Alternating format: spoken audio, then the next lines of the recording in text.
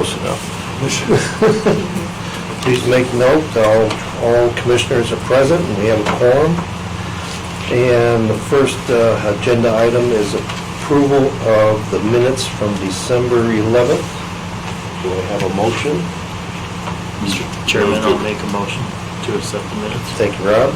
Do I have a second? Second the motion. Thank you. And any discussion? How would you vote? Aye. I have to abstain, I wasn't here. Then four ayes. Okay, Mr. Bingham, do you have any communications for the board, commission? The only thing that I have is, so the conditional use for Richard French was approved at the December Board of County Commissioner meeting. And then on February 4th, just recently, the zone map amendment for the, not zone map amendment, excuse me, the language amendment for the solar energy system was certified.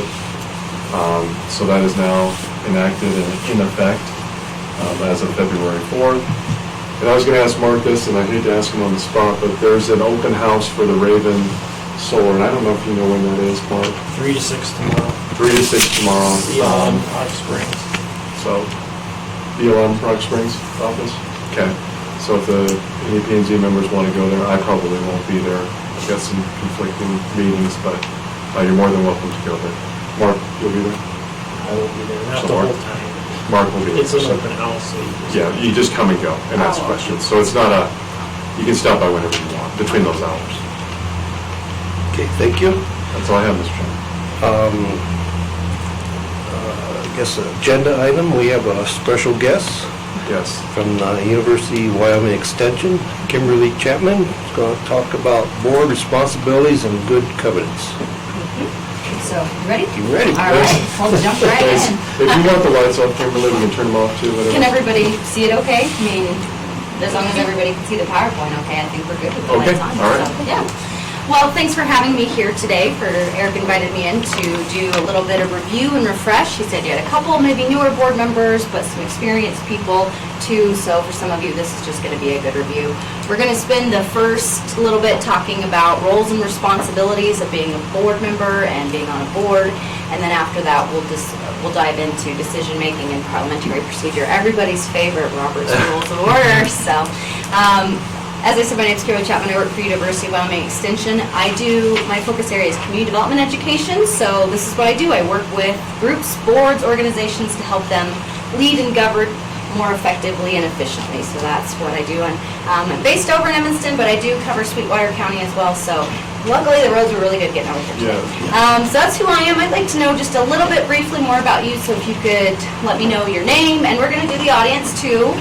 So if you could let me know your name, what board or what organization you represent, and then just maybe a little bit of how long you've been on that board or with that organization. So Patsy, do you mind if I start with you right here? That's fine. My name is Patsy Moody, and I've been on the board, I'm thinking about 3 years or so. I work in the county assessor's office. Okay, great, thank you. Rob Gerard, been on the board for a few months. And, Okay, thank you. Terry Lee, I'm retired, sort of. And I think I've been on the board 8 years or a while, 7. Quite a while, yes. Okay, And I'm also on other boards too. okay, great, thank you. With you. Angela Wilson. I am the realtor. I work for HomeSmart. It's long. HomeSmart is good. I've been on this board, I think about a year and a half. I've been on several other boards in the past, YWCA, Sweetwater County Board of Realtors, I don't know, Okay. other boards. Other board experience. All right, great, thank you. Kelly Richards, about 6 months, isn't it? Give or take, Yeah, on yeah, board. yeah. Small business owner, Sweetwater County. No other boards. I'm active with dive team and some county stuff like that, but just doing my part. All right, great, thanks. Over here. John DeLeon, I'm the civil deputy with the county attorney's office and just been here for a little over a year. Okay, thank you. I'm Stephanie Buckley. I'm just the administrative assistant for Warren County. Eric Bingham, Sweetwater County Land Use Director. I've sat in training with you before, did an excellent job, that's why I invited her back, and I've been the county for 15 years. Mark Cott, public lands planner for the county, been here a while. He has. You don't want him. You don't want I know Mark a little bit from before because he went through mediation training when we offered it over here, so, yeah. On his passing. Okay, all right. Hi, I'm Sally Shoemaker, and I work with the Board of County Commissioners, and I do the official minutes for the meeting, so this is great training for me. Okay. And I've been with the county for 10 years. Okay, great. I'm Gene LaGursk, I'm the Public Works Director for the county, and so on various boards. Thank you. Megan Timmer, I'm a GIS planner in the land use department with Eric. I've been here about 6 months. Okay, all right, so we have some seasoned people in the room and we have some new people in the room, so I think that's always a good mix to have that experience that can speak from experience, and then people who can ask those questions that maybe even the seasoned people have never asked, so it's always good to have that mix. So thank you for introducing yourselves so I know a little bit more about you all and who's here, and that'll help me moving forward. So for this first section, oh, is this going to be difficult again? Yes, it is. This is a new one, and I can't say that I really love this thing at all. Is it going to cooperate? Nope. All right. Well, we'll just do it the old-fashioned way and hit the click button. That's annoying, but gotta do what you gotta do. Okay, so here's what we're going to focus on a little bit this morning. We're going to talk about what is good governance, the responsibilities of the board as a collective, and then we're going to get into what are your individual responsibilities as a board member as well. So my first question for you all is why do we have boards, or why do we have a board? What do you guys think? Make decisions. To make decisions? I would agree with that. Any other reasons we have boards? Make recommendations. Make recommendations too? Yeah, because we have different levels of authority. And that's it, the level of from the bottom up to allow the public to participate and be part of the Yeah, and you're, decision-making process. yeah, you're representing that public good and holding that in trust for the rest of the public and representing their voices on here as well. I agree with all of those. So essentially, like Patsy was saying, we have to have somebody to make decisions, so we have to have somebody to govern and to steer and lead from a position of authority. So that's what we have these boards for. We talk often about, and board training, of the ends means distinction is really a big thing for boards. So really your focus as a board should be on the ends, setting up the big goals that we're working towards, and your staff then is focused on those means. And so just keeping in mind that you're focusing on the ends, they're focusing on how you're going to get there. So I think we all know that not all boards are created equal, that there's different sectors, there's nonprofit, there's public, there's private boards. We also know that we have different levels of authority. Those are usually defined in your statutes, your bylaws, whatever regulations form your board or your organization. For planning and zoning, what would those be? Would it be state statutes? Would it be county resolutions? Okay. Okay. And so do you guys have to know for planning and zoning what your level of authority is?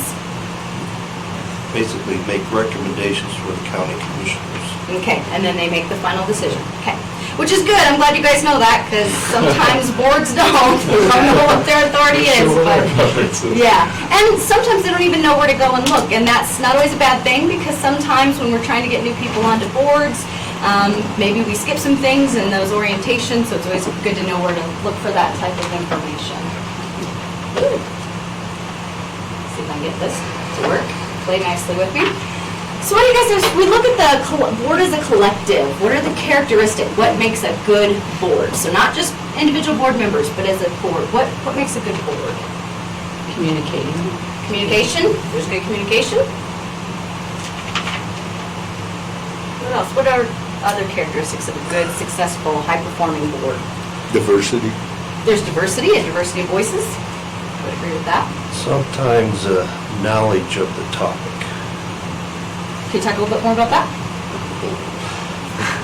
Well, we have a variety of experts here, you call them experts, and with guidance of Eric, to go through make sure we follow the rules and regs, and weigh in our opinion on different topics.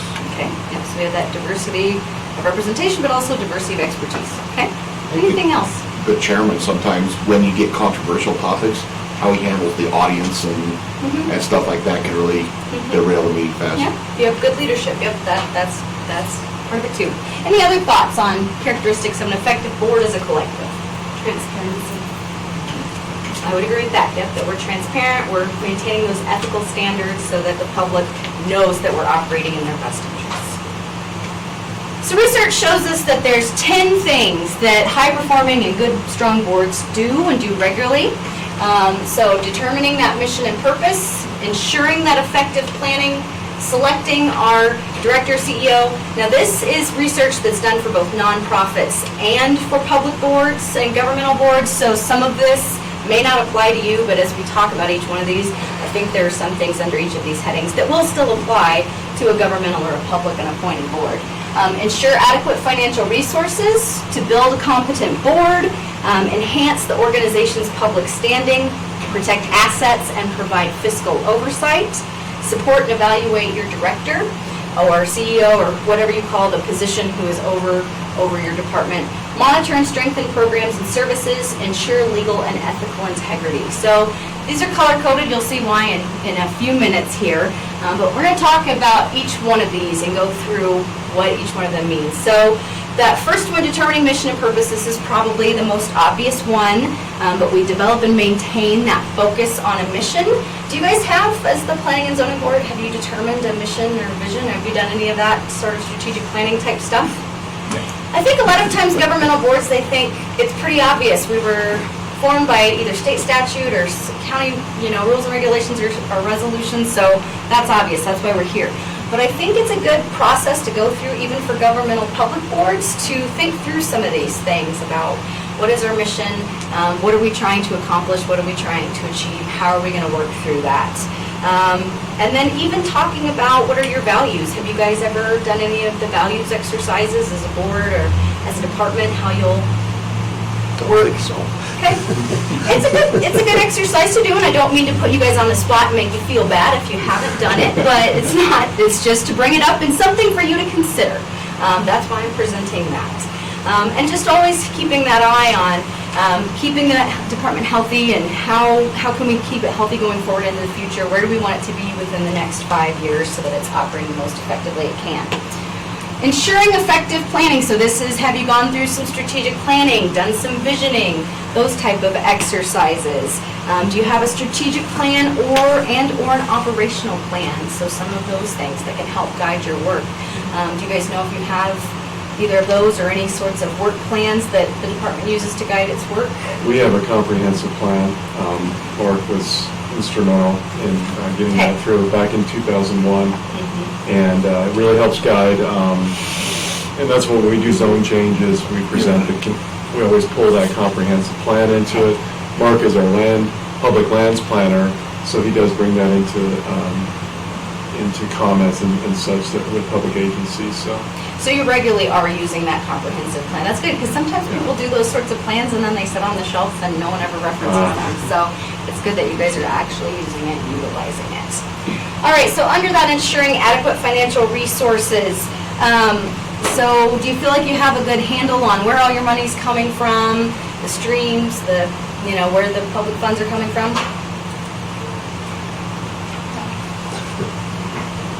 What about some of the more seasoned people on the board? Well, I work in the county assessor's office, and that's what we do, get valuation. Okay, so sometime it might be good to have Patsy talk more about that with some of the board members so they have a better understanding. I think oftentimes we just assume that people should understand how government and public agencies and entities are funded, and sometimes people are too embarrassed that they don't know how it actually works. It kind of makes me think of an article I was reading recently about changing people's minds and how we come together and have conversations across divides, whether they're political, whether they're ideological. And it was this study that was done that asked people their confidence, rate your confidence in explaining something, let's say how a toilet functions. Most people rated themselves pretty good.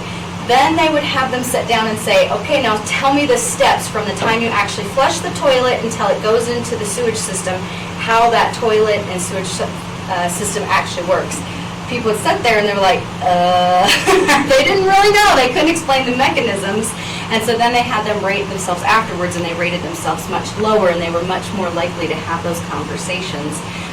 So it just makes me think of that sometimes people can form opinions, but they don't really know the ins and outs and the workings, and maybe even if they know they don't know, they're too maybe embarrassed to ask. So having some of those conversations could be Can I very add to helpful. that? Yes, please do. Okay, I'm on some other boards. 3 of those, we actually do the budget. The board does the budget, or at least looks at the budget, approves the budget. So you're hands-on with those boards. This board's not like that. It's different. Yeah. But still having that understanding of how this department is funded and where that funding comes from can be very helpful to have those conversations, so we're all aware. And we're going to talk later about being an ambassador, but being able to help the public understand that can be a good thing too, as your role as a board member, to have a greater understanding about that sort of thing. Okay, so number 4 is your position. Eric, are you in charge of the planning and zoning department? Who's actually in charge of? I'm in charge of the land use, planning and zoning land use department. Okay. And then they're a branch off of that as an advisory board to the commissioners is how it works. Okay, and so you're the person who works with them. So are you Yeah. elected or are you appointed by the commissioners? Hired, I guess, yeah. Okay. I'm not- So it's not an elected It's position? not an at-will, but it's for cause position that I have, so no, yeah. Okay, so different, even within county departments, some have an elected official Sure. over them, so then you have very little Right. control over who you're gonna get. Even if it is a hired, it depends on how different commissions operate, whether they ask for any advice or if they ask for any feedback, but that's even something you can advocate from as a board, that to at least have a board chair be able to sit down and have conversations with the county commissioners if you have to hire or replace a position. Once again, I understand you guys may not have a lot of leeway there, but so it's something you can advocate for. But then under this one, also considering what is it we can do to help maintain that or support that person so that we can maintain and keep our good employees that we can keep going forward as a department. So having those conversations and considering those things. Oops, let's see. Back. Went forward too soon. It's funny when you're using somebody else's computer, it kind of throws you for a loop. So, all right, so under number 5, which is build a competent board, so that's making sure that everybody understands what their responsibilities are, that they have a reasonable understanding of the expectations. Have you guys had conversations about that, about what your roles and responsibilities are, what you expect of each other, what the expectations are of serving on this board? Do you feel like you got some of that when you were brought onto the board? Or have you had conversations since? Okay. I think, Okay. for me personally, yes. Okay. I don't know about You've been Rob and... Yeah. I did see someone saying, maybe I could have maybe not. So having some more conversations about that, about what's our working culture like on the board, what do we expect of each other, what does the department expect of us? Those can all be good, healthy conversations to have, even amongst public and governmental boards. And then, do you ever assess board as a whole performance and individual board member performance? Do you ever do that? Any board assessments? Okay. I can send Eric just like a simple assessment that you guys, if you're interested. If not, that's totally up to you. But sometimes it helps to assess how we're doing on the board so that we can know what we can improve and do better to better serve the public. So those are some things we can do there. So enhancing the organization's public standing, remembering that we're all serving as ambassadors and we're protecting the public image, and that we're ready to communicate what's going on to stakeholders and to the general public as well, so that we have that responsibility in our head and that we are stewards of that accurate image. I think we all know that people can form their own narratives and the rumor mill works and kicks in, especially when it's a controversial topic, but keeping in mind that we need to communicate with people and keep the story straight and make sure that they know that we're representing the public and holding the public good to the best of our ability. All right, monitoring and strengthening your programs and services. Now this one is language that's specifically for nonprofit boards, but what if you had to describe planning and zoning services, how would you do that? How would you describe services that the department offers to the public?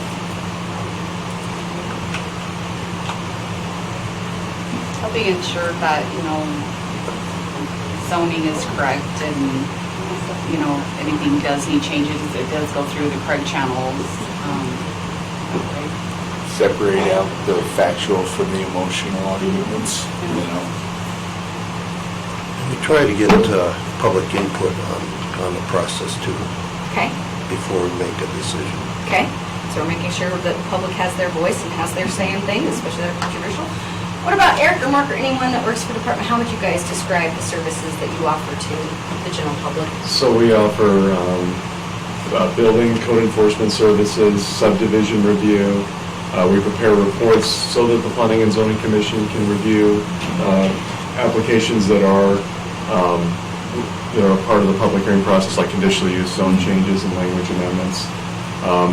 And then fire, the building and fire inspection and such are the types of services that we offer. Okay. And Mark, I will let Mark explain the public lands portion of it. Well, and just the plan side of it. Right. And we're theoretically implementing the plan of the county. Yes. Theoretically. We try. You try. Right. Doing our best to turn theory into practice. Okay. So yeah, so anybody else in the audience who works for this department? Want to speak up? Okay. So those are the things that you guys should be able to help your department communicate to the public. So that way, if I'm going to be honest, I haven't even attended a planning and zoning meeting over in Uinta County. I was just sitting here thinking when you guys were all filtering, I was like, I should do that soon, just so I understand better about even how things are operating where I live.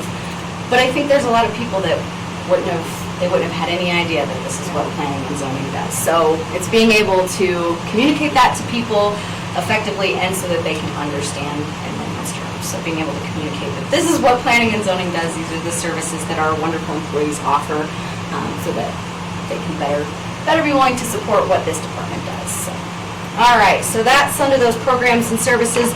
Protect your assets and provide fiscal oversight. So I know you guys said it's a little bit different, but do you have anything you do annually, like with reviewing budgets or anything like that? So it's just kind of something that's handled at the department level? They don't have a budget. Yeah, They have a budget. We have a budget. It's with the county commissioners. With the county commissioners, that gets approved on a yearly basis. Okay. But yeah, I mean, pretty much everything comes out of our budget, the land use department, so. yeah. And so that's fair with you being specific, or advisory board, that you wouldn't have as much there, but just being willing to have knowledge and help if needed, or lending a hand. But this is something on other boards that we need to be making sure that we're doing, is providing that fiscal oversight, having an understanding of budget guidelines, about what are our financial controls, that we have some of those in place to make sure money is being handled correctly and properly.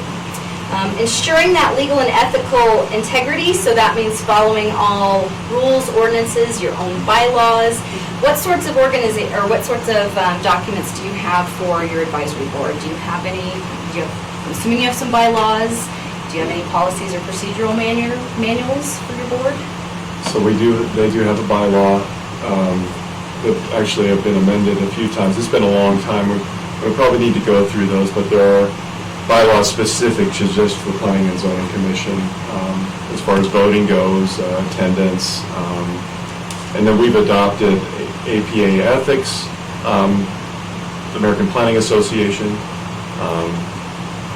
ethic in making decisions and such. It's been a while since we've done the actual training for the new orientation training, which is what I'd like to do, especially for Rob, Angela, and Kelly, who recently newer on the board.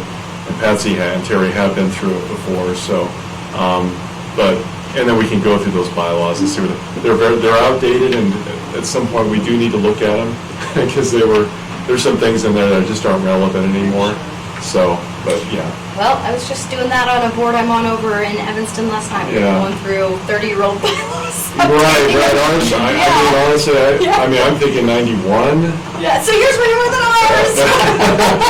So, I mean, it's been a while, Yeah. and we need to look at them. I'm happy to hear, though, that you at least have them, Oh, know what we they do. are. Yes, we do. Because, I mean, everybody usually has bylaws, but sometimes Yeah. I will, talk to people, have you gotten your bylaws out? And we don't even know who has a copy of them anymore. So-and-so used to have them, but they died, and they don't even know, I know one year we were putting county board training together over in Uena County, and the clerk and I were working together, and we were hearing some of that from people when we were trying to get all of their bylaws submitted. Right. There were some that were missing, so it's Oh, kind yeah, of, it's- so, yeah. yeah, you have them, you know where they are, but yeah, it's a good thing to, the recommendation is annually to go through your bylaws, policies and procedures, tweak those things, make sure that they're still accurate for your organization. Realistically, does that happen when we have lots of business? No, but if you can try every couple years to revisit them, making sure you're giving them to new people as they come on the board so that they at least have them, even if they elect not to look at them, they at least have been given them. So that's their responsibility. But making sure that we're looking through all those things. Being able to articulate and safeguard an organization's values is your other responsibility too. And especially, like we talked about some of those things like transparency earlier, we talked about that integrity, making sure that people know that we're representing them to the best of our ability, that these are the things our department is working towards. Being able to communicate those to people. And then ensuring accountability, that's the board's responsibility, both the accountability of the department and then the board's accountability to represent the public, your accountability to each other as well to make sure that people are carrying out their responsibilities and their duties. And then the last one, this one of course is one of those that you may have, where'd it go? I think it got moved up to support and evaluate the director or whoever is over your board.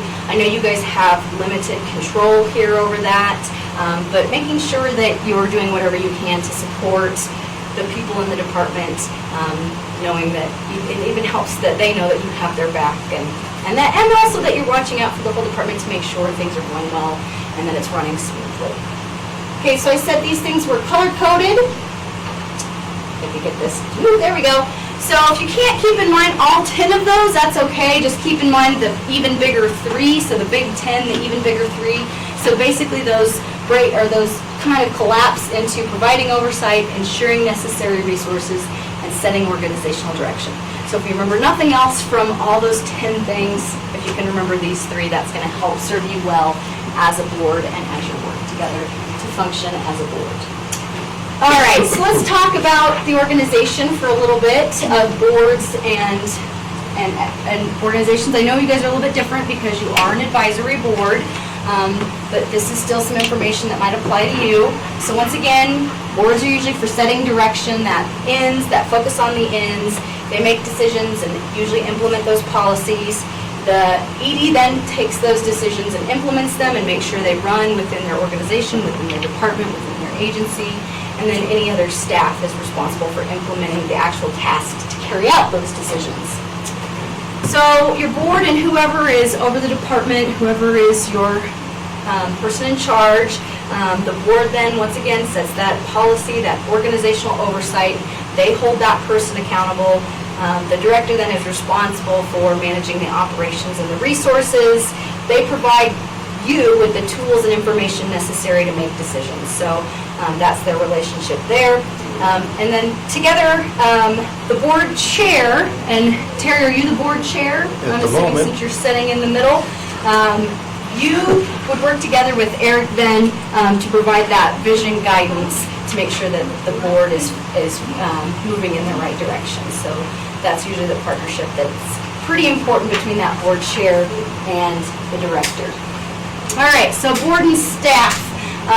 Hopefully I think you guys are probably doing pretty good here. Some organizations need some help because sometimes we have boards who dangerously get into micromanagement. They kind of forget that their role is to focus on those ends instead of the means. They start trying to direct staff instead of letting the executive director do that. So just remembering that once again your focus is on making sure that the department is functioning properly and that staff, that there's no big complaints. And then staff then is responsible for those day-to-day activities. Other staff besides Eric, of course, can come to your meetings, but they're usually just there to provide some sort of information or expertise. They shouldn't be participating in the conversation unless asked, and that they have no vote. Okay, so we talked about how the relationship between your board chair and the executive director is very critical.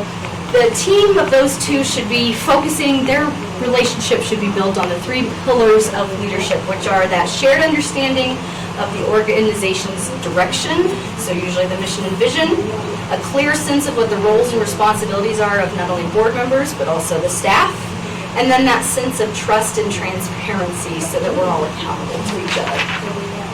So let's talk for just a second about board leadership. So we have a chair. Do you have any other officers on this board? Yes, we have a vice chair. Vice chair. Okay. And then I'm noticing that you have a staff person who takes your minutes, so you probably don't have an official secretary from this board. So some of this won't pertain to this particular board, but it might pertain to other boards that you guys are on, since several of you shared how involved you are in the community. So having those right people in the right roles is critical. Having a strong leader in the chair position, someone who can run meetings well, who can deal with the public well, who has a good relationship with your director, that's always a good idea. They're the person who works to help develop an agenda. Here's the interesting thing, which we're going to talk about a little bit with Robert's Rules.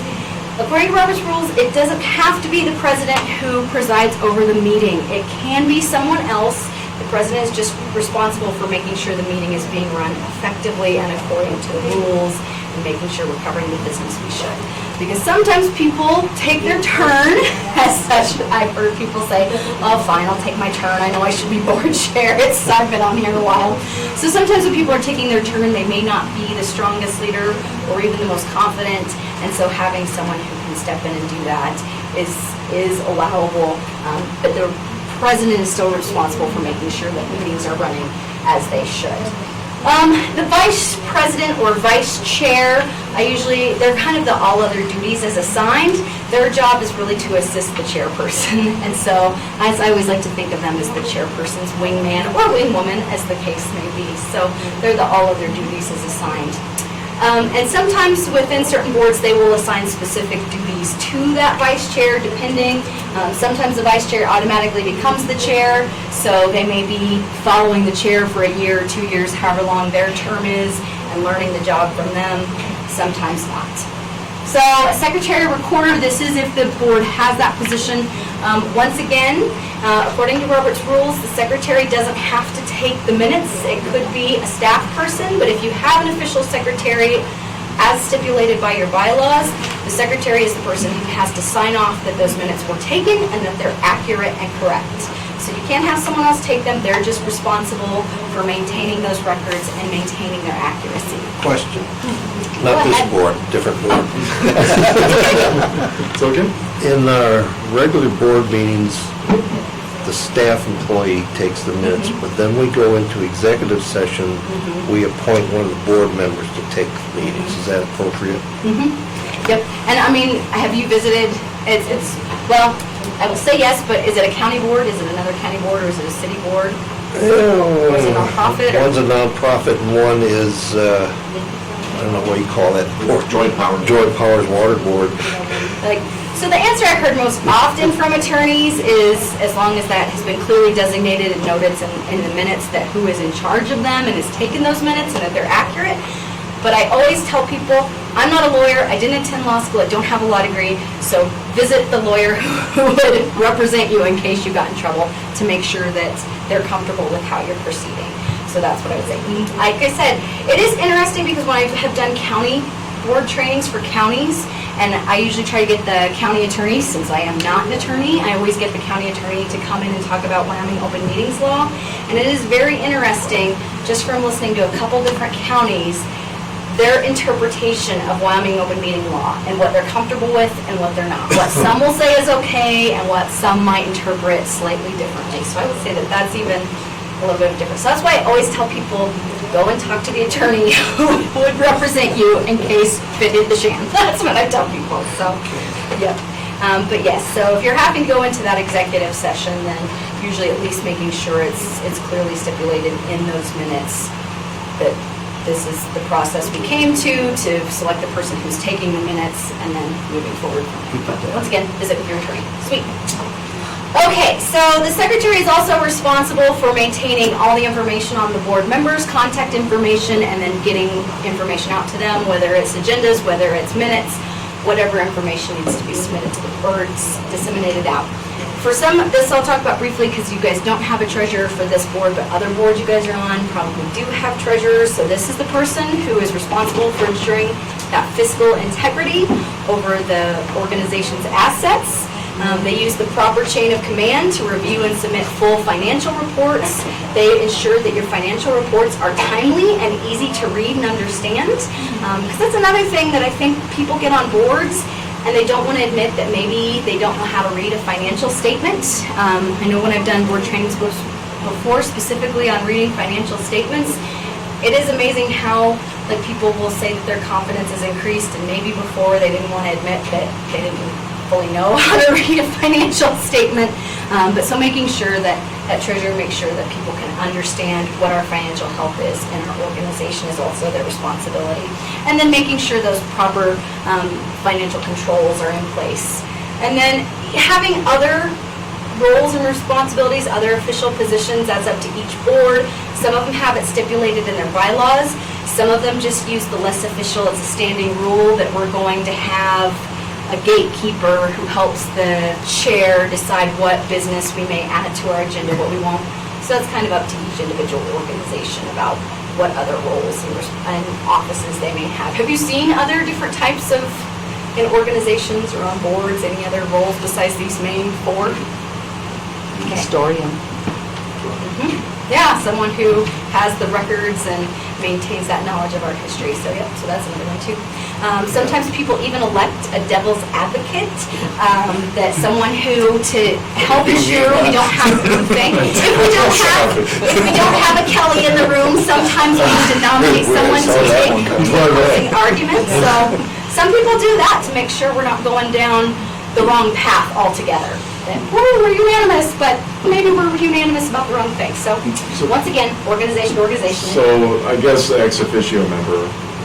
Now, could you go into a little bit about what you've seen as far as responsibilities of an ex officio member are? I can talk to you about what I've personally seen. Personally, I've seen that people will come to meetings and they may give advice, but then when it comes to voting, they don't vote typically. So I'd have to look that up to get more information for you, and in fact I will, just so we can get a better answer. But my personal experience is that usually they come, sometimes they sit at the table with the board. The board I'm on, we kind of have a guy who is an unofficial ex officio.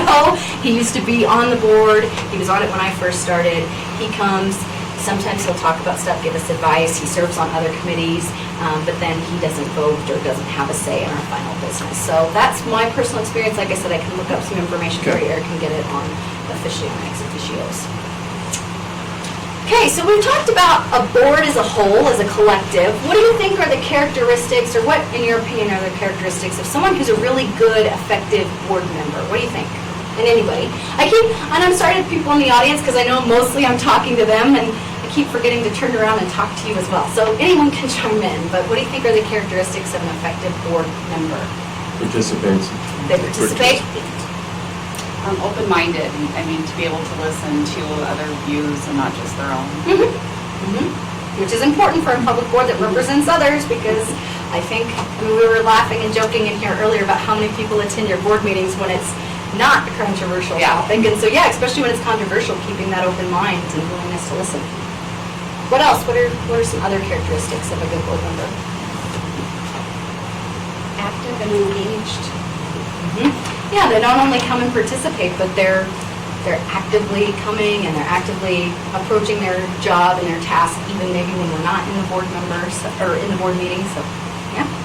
Anything else? Able to debate their points of views with others, to engage the back and forth, to because literally some people see stuff I miss, and I'm the question guy. I want to make sure I understand what's there, and so I ask a lot of questions. Yeah. That's good. No, and we're going to talk about that in a second. So, but then that they can. Don't assume it, but then they can articulate. Yeah, they can articulate their point and help you understand, and even if you don't end up agreeing with them, at least you know where they're coming from and lets their argument. Read their material. Yes. If we're gonna take the time to put a board packet together, nothing is more frustrating than when you have to spend the first 15 minutes of a board meeting explaining something to the one person who didn't read it. And we all know life Mine are all happens. noted. Sometimes we get information last minute that we have to give to board members. Sometimes they've had a sick kid or work was really crazy. And so maybe they didn't have time. And it's okay if it happens every once in a while, but if they're consistently coming to board meetings unprepared, then that's gonna slow the rest of us down and make our work a lot harder. So you guys have hit the nail on the head on a lot of these things, but I group them into 3 specific duties: the duty of care, the duty of loyalty, and the duty of obedience. We're going to talk about each one of these. So the duty of care, that's using your best judgment, that's asking those pertinent questions that you should be asking, actively participating and paying attention. So your duty of care, that's carried out by attending all board and committee meetings that you've agreed to participate in, preparing in advance by reading packets, minutes, whatever notices you've been given, obtaining the information you need to make a decision, but also being willing to hear other people out and hear their information in order to make that decision. It's also carried out by using your best judgment and exercising your best judgment in decision making, and then ensuring compliance with all state and federal regulations and local laws as well. So as duty of loyalty, this is all about avoiding conflicts of interest and putting your own personal and professional interests aside to represent the public, to represent your stakeholders. So do you guys have a conflict of interest policy for your board? We do. Okay, good. And have you guys actually, has anyone utilized it Oh, yes. in memory? So how do you guys go about when you use it? How do you go This about? board, I think does the right thing. They do. We've had some engineers on this board that had a conflict with a subdivision. He had a conflict of interest. He would go out, sit in the hallway to the board meeting, to that topic stuff. Yeah, he said, would they actually say, I have to admit to Yep. conflict of interest, Yep. excuse myself? Perfect. Then you guys need no other explanation Yeah, here. this board does a good job. And I'm glad to hear they go outside too, that they're not just sitting in the back of the gallery staring Yeah, the rest of the glaring people at you. down. Are you sure you want to make that decision that way? Yes. So, yeah, because my example was always one of the city council meetings I went to, and a councilman did that exact thing of, Mayor, I have a conflict here, I need to excuse myself, and then as soon as that topic was voted on and done, he was brought back in. But I'm glad to hear you guys already are rocking and rolling on that. Oh, I have a question kind of related to that. Say, because I'm a civil engineer too, and so I'd have to excuse myself from this seat, but what if I was the one that had to present it to this board because it's my project? I've never had that problem. We haven't had that. Yeah, I think you should let somebody else do it for you. Yeah, so Commissioner Member Hanson would have another employee come and present it. And then he excused himself also from the discussion. okay. Yeah, but that's how that was handled in the past, but yeah. Mark. Just, one thing is if if you're a small community, it's hard not to have a conflict. I mean, the standard is, if it's perceived to be a conflict, it is a conflict. But boy, when, you got a 20-person committee, you got a 10-person board, it's hard to not have a conflict out there. So I used the example of Buddy Nauman used to be on this board, worked in the gravel industry. Well, all construction, it's hard not to have some sort of finger in that pie, so it's... And how would he handle it when he was... Well, you have to kind of determine where your own threshold is. It's your house versus, something further down the road, but some businesses are pretty pervasive in things. And I've had that question come up, especially, we're a fairly sizable community over here in Green River and Rock Springs. Sweetwater County's a fairly large population, but in some of these smaller counties and some of the very small communities, we've had that question come up about, if I had to excuse myself from a conflict of interest, we'd never get business done because 2 out of the 3 of us always have a conflict. And so I think what advice that I have heard some attorneys give is just to make sure it's been noted and discussed in the minutes when there is a conflict. And if it's going to keep the board from doing business, that we've made sure we've noted it, but then we keep going. State, I may have an interest here, but I can impartially I'm going to do the job, and I will do it impartially. Yeah, and recuse yourself from the vote. Some will say to do that too.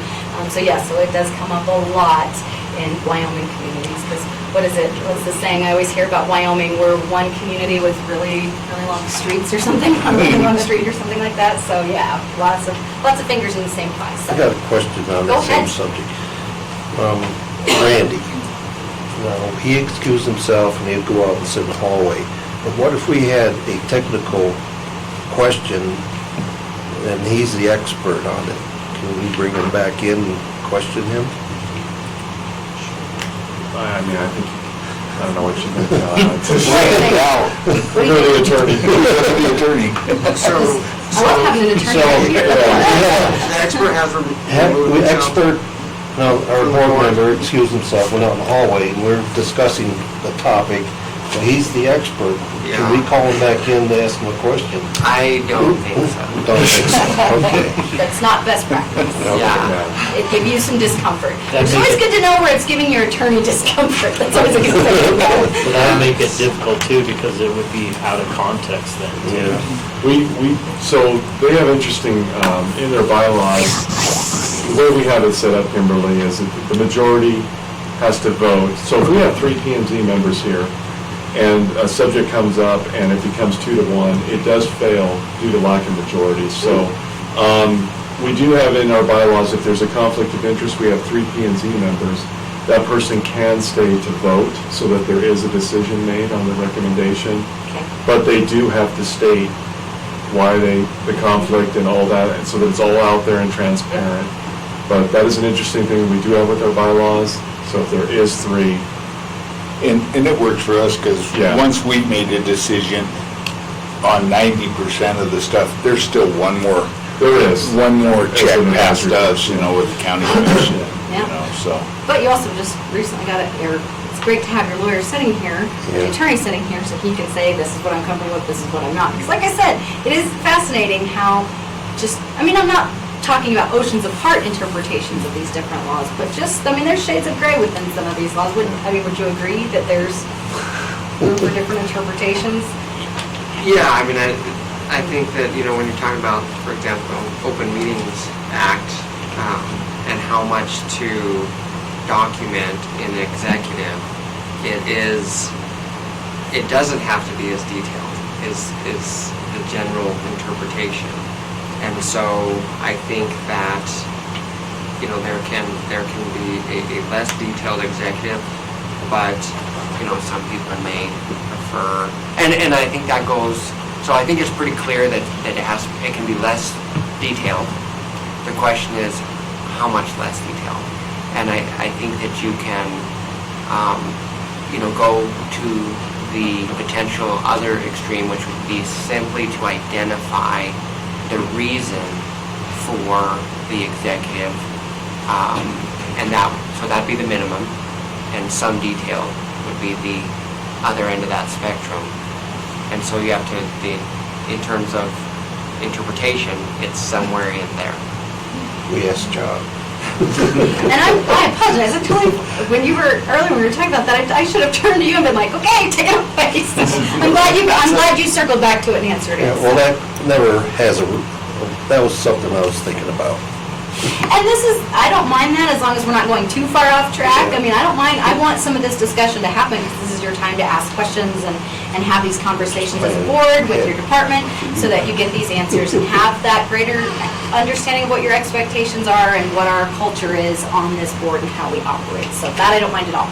Duty of loyalty is also carried out by maintaining confidentiality of information, especially when you don't agree with the decision, that you're going out as a united front saying, I feel we discussed this adequately and appropriately. This is our decision. We're moving forward with this. Because I have seen in other communities where there will be a renegade board member who goes out and tells all his or her friends how they didn't agree and this is what they were arguing for and this is why other people decided. Now, granted, I know your meetings are public. We're streaming this one right now, so sometimes that may not happen. But it's still showing a united front and maintaining confidentiality of information where appropriate is another way of carrying out your duty of loyalty. And then this last one is your duty of obedience. This is staying true to your mission, to your guiding principles, to the whole purpose of your organization. And then it's also about obeying the law at all levels, local, state, and federal levels. So carried out by ensuring you have compliance with all regulatory and reporting requirements, examining all the documents of your organization, so those bylaws, if you have any policies and procedures, making sure you're reviewing those, and then making decisions that fall within the scope of your authority and then within the jurisdiction of your agency or your board. So that's how you carry out those duties. So then just a few more of those things that you guys already nailed right on the head about being an active participant, someone who comes prepared. They're also informed, getting information from other resources and other sources when necessary, coming in, as Angela talked about, independent-minded, but also open to hearing other people's points of view, asking those good questions, promoting the organization and its services where you can, and then safeguarding all of those legal and ethical values and responsibilities. So those are your responsibilities as an individual board member. Okay, any questions about this section before we move on to the next? Any other comments or ahas or questions? No, I don't. Yes? Okay. All right, so do you guys want like a 5-minute stretch break, or do we just want to go ahead and get into the next one and keep going through? I'll totally leave that up to you. I'm good. I'm good. Okay, All right, I'll take if you're okay. I'm good. I did what I need to do before we got started, so, all right.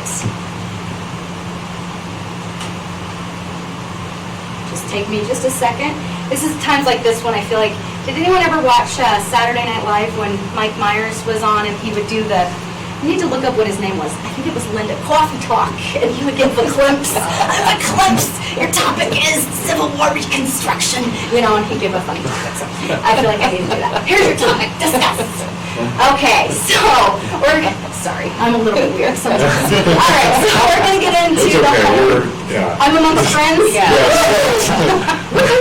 All right, so we're going to talk this next section about decision-making, how we go about decision-making as a board, and those the procedures that are going to aid us in our good decision-making. So let me ask to start off with, how do you feel your meetings are going? Do you feel they're productive? Do you feel like you're getting stuff done? Yep. Is there anything that could be improved?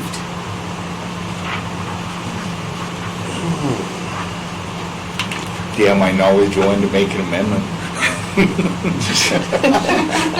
Snuck that in at the wrong time. Individual knowledge, okay. Well, Following the rules. following the rules. It's just from, I mean, granted, I only got a snippet of observation, but clearly you have a board chair who has knowledge of parliamentary procedure, and you're already following that, you're doing things correctly there. So that's going well. So, because sometimes people will say we don't even know how to run these things, or sometimes the leader is weak, or sometimes all of us, we get off track and we can't keep things on track. So it's good to hear that you guys feel like you're doing pretty good that way. Okay, so we talk about good decisions and how we make good decisions on these boards, but oftentimes we don't even define what makes a decision a good decision. So we talk about a few different things that go into that. So what's the quality of the outcome? How satisfied are people with the outcome? Is it timely and appropriate? Is it meeting people's needs when they need it to happen? Is it the right decision to make? Or did we all go down the wrong path together unanimously, like I talked about earlier?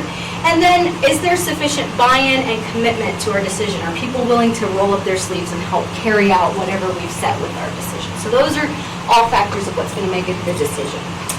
So decision-making, obviously, as you know, is an important part. Even though you're an advisory board who makes recommendations, it's still an important part of your functions, and having a good decision-making process in place and having tools that aid your process is going to help you immensely. So you don't feel like you're just throwing darts at a board, but so that you're able to gather that information and utilize those resources so that then you can choose from a list of good options and then monitor and evaluate how that's going.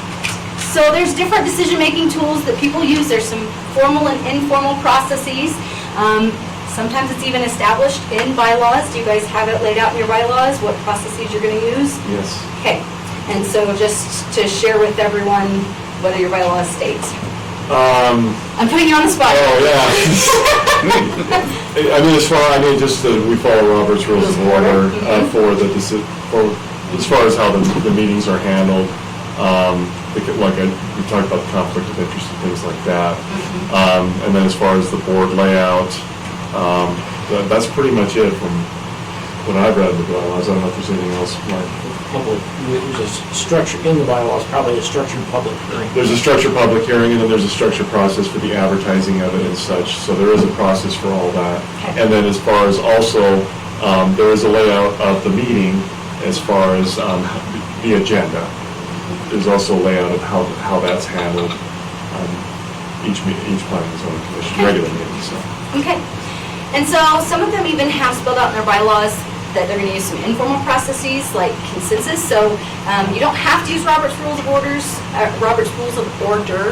Most organizations do. You don't have to. There's other rules you can use. Some say we're going to use consensus first, and then if that doesn't work, then we will go to a vote and rising vote, roll call, all that stuff. But as long as it's spelled out in your bylaws, and I hope the attorney in the room would agree with me that I've heard attorneys say this before, so hopefully I'm not just saying something completely wrong, but let me know if I am.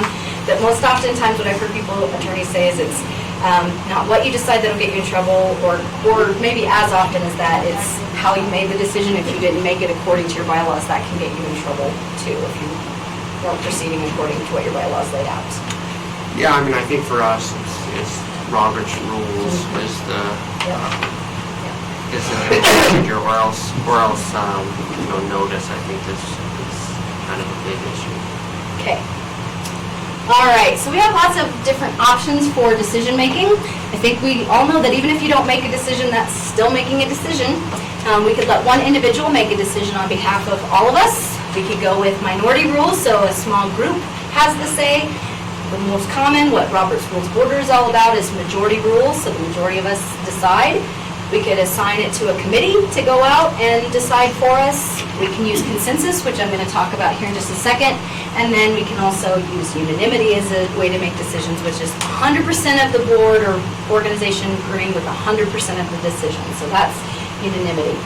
Consensus, however, that's when everyone in the room can say, I've had the chance to express my views and I feel like they've been fully considered.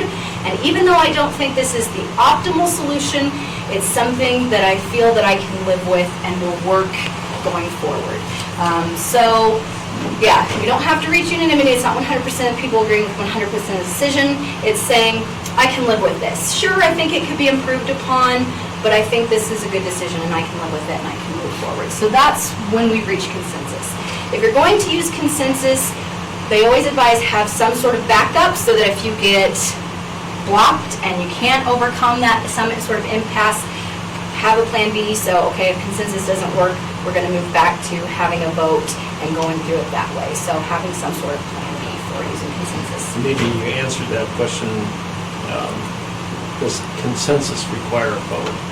So I'm going to talk about some tools that you can use to determine whether we've reached consensus or not. They might seem a little fluffy, funny, but in a way you're still kind of voting with consensus. It's just not the same as an official roll call or hands up. It's not the same sort of thing. But once again, they always stress having some sort of backup. That's usually something that you would find in Robert's Rules, going to some sort of vote that way.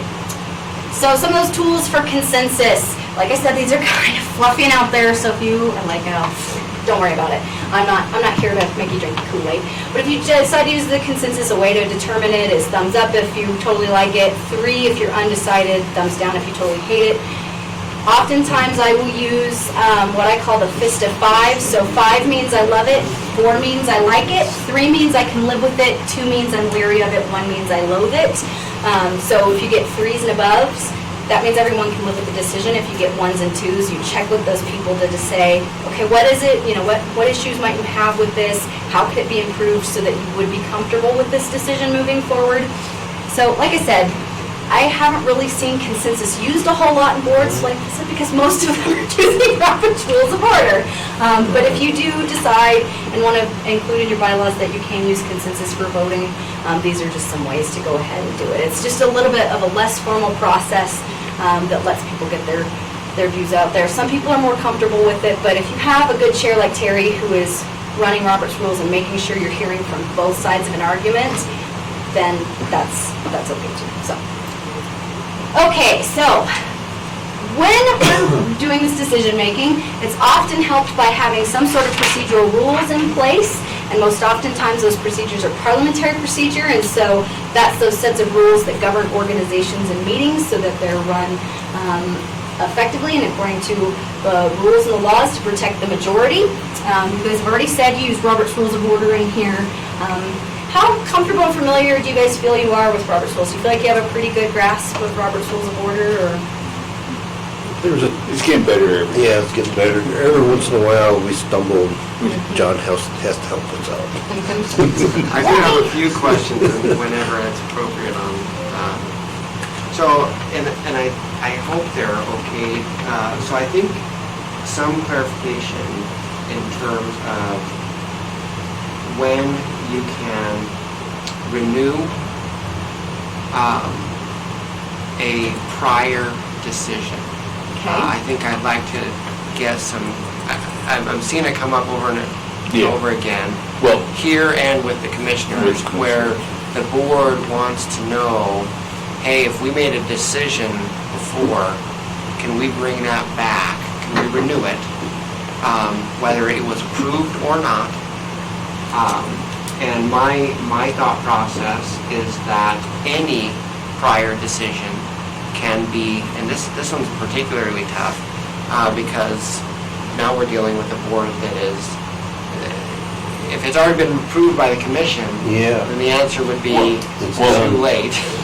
for us, if it's been approved by the commission, but if the commission wants to come back, right? If they, my opinion, if they say, three of them say, we'd like to revisit this, they take a vote and they revisit it. Yeah, and we don't have a revision to come back on something they've said. Right, once they've approved it. Once they've approved something, and it's done. It's past us.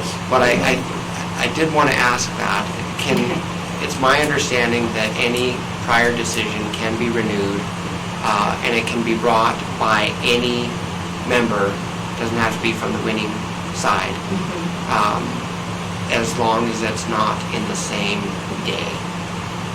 Okay, and that's one that I would honestly want to look up before I would feel, I don't want to just give you an off-the-cuff answer that's possibly wrong, but I do know that, and I'll come to you, Mark, because I see your hands up in just a second, but I do know that within Robert's Rules, as long as something is, if someone makes a motion and then someone seconds it, then that means two or more people want to discuss it, and then we have to discuss it again. But like I said, I want to look this up to give you the right answer, not the only this. other question I think that I'm seeing kind of often that I've kind of advised on, that I wanted to get somebody else's thought, is chairman making motions.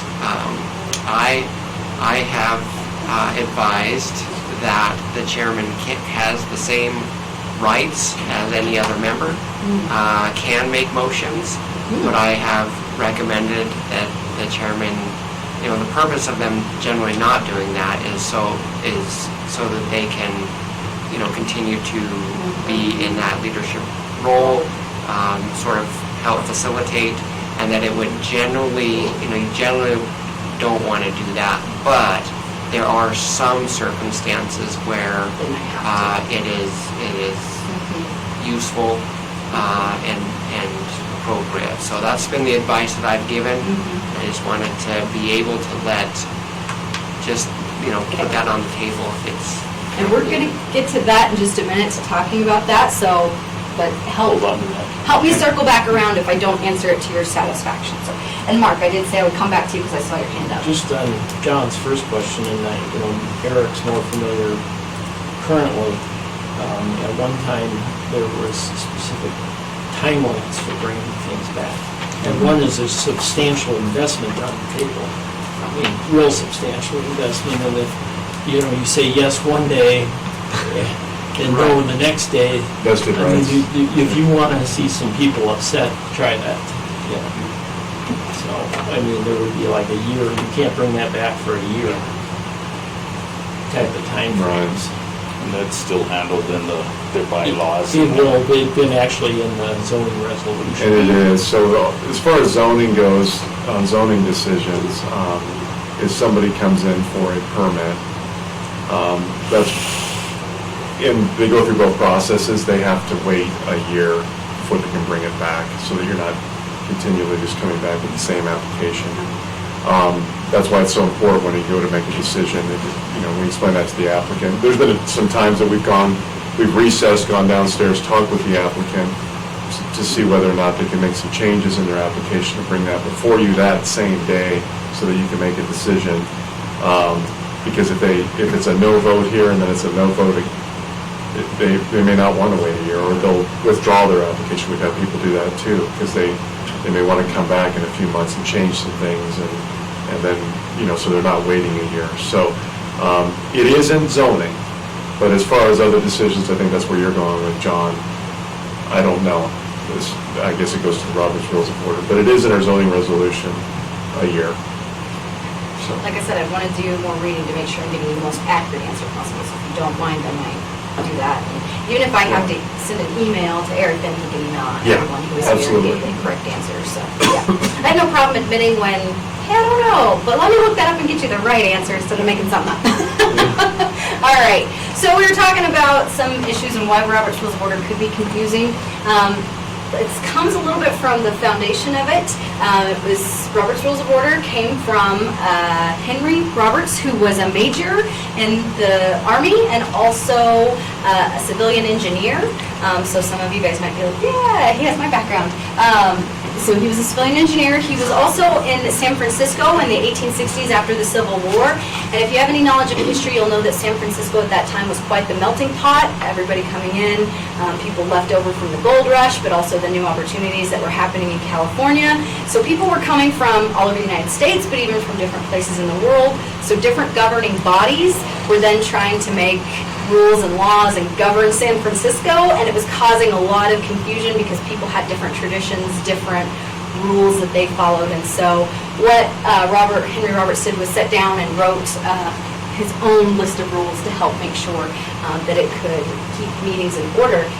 The issue is that he wrote these rules for larger bodies like legislatures, and so I've heard some people say Robert's Rules of Order just seems so confusing and it just seems so formal. We don't like using Robert's Rules of Order. Well, it was meant for these larger bodies like state legislatures, so that's why there is more formality in it, and that's why it can lead to frustration for some people.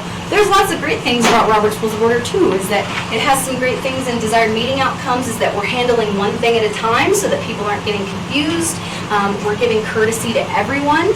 The majority rules, but we're still respecting the minority's voice and their rights to participate in the meeting too. So those are the desired meeting outcomes from Robert's Rules of Order, and I think those are very admirable too, and that's what we want to see in our parliamentary procedure. There's some general meeting requirements under Robert's Rules of Order, so we have to have some presiding officer, someone who is running the meeting. Like I said, it doesn't necessarily have to be your chair or president, but they're still responsible for making sure that meeting is running according to Robert's Rules of Order. So, this is strictly speaking according to Robert's Rules of Order, and this is going to answer the question. Robert's Rules of Order, strictly speaking, says the president or chair may not introduce business or even take part in the discussion. That's strictly speaking according to Robert's Rules of Order. Now, I think we know that in practice, it's maybe like you said, that it's not always going to play out. So I think your advice is probably the best you're going to get, that even though, strictly speaking, according to Robert's Rules of Order, the president isn't supposed to, recognizing that there are times when they may need to make a motion. I think the best thing to do there, though, too, is to make someone else the temporary leader. If Terry has some business he needs to bring before and he wants to make a motion on something, then to nominate maybe Angela to be the meeting leader to ensure that fair discussion is happening from all viewpoints. So strictly speaking, according to Robert's Rules of Order, you're not supposed to. I think we know in small organizations and small boards that may not be realistic. So once again, that's one of those issues and problems that sometimes comes up from using Robert's Rules of Order. Can I Go ahead. elaborate on that? Go ahead. John made a good point. I usually ask for a nomination or a recommendation or something. Then it hasn't happened. That we didn't have anybody try to do a motion. So I could do a motion just to break the ice, and if no one seconds it, then it's dead. That's And according but just to have a record that it was considered. It was considered. Okay. That's my opinion. I'm not a lawyer. And that is how, when it did actually, when it was actually discussed, that was the advice given, which was the way I just said it was, you can consider having a different chair, in terms of options. But again, as I've seen it stated, it says that the chairman has the same rights as anybody else. So I have seen it not stating that technically it's this way. I've seen it stated the opposite, that technically they have all the rights of anybody else, and that that you have the option. So I agree with the way the chairman's stating it. And especially with smaller boards, it's a little different too. So, there's your gray interpretation. Well, and that's one of the gentlemen, one of my old colleagues, he was like, I think, a certified parliamentarian, and that was the understanding I got from him, was that that was something that he said, that you can only discuss something if you give up the chairmanship to somebody else. And I think that meets the thing of, you have the right to participate, you just maybe shouldn't lead. Like I said, I think, I doubt you're ever going to get sued for something that nitpicky, so I think as long as you're following the attorney's advice, I think you're in good shape there. So as long as you feel comfortable with defending them, then I think that's fine. Like I said, this is oftentimes why people run into trouble or have maybe confusion in their mind with Robert's Rules of Order, because they heard something and, whoa, we're not supposed to do that. But as long as you're going to your attorney, getting advice from them, and proceeding within his or her comfort level, then I think you're in good shape. I wouldn't fret over, but the advice you gave earlier sounded great to me. I was like, well, technically, strictly speaking, what I was told, but yeah, so. Got another question. Go ahead. And do not feel, this is what I want. I want people to ask questions, have these conversations, and then I will come over here, because I did see your question too. So. Didn't see you, sorry.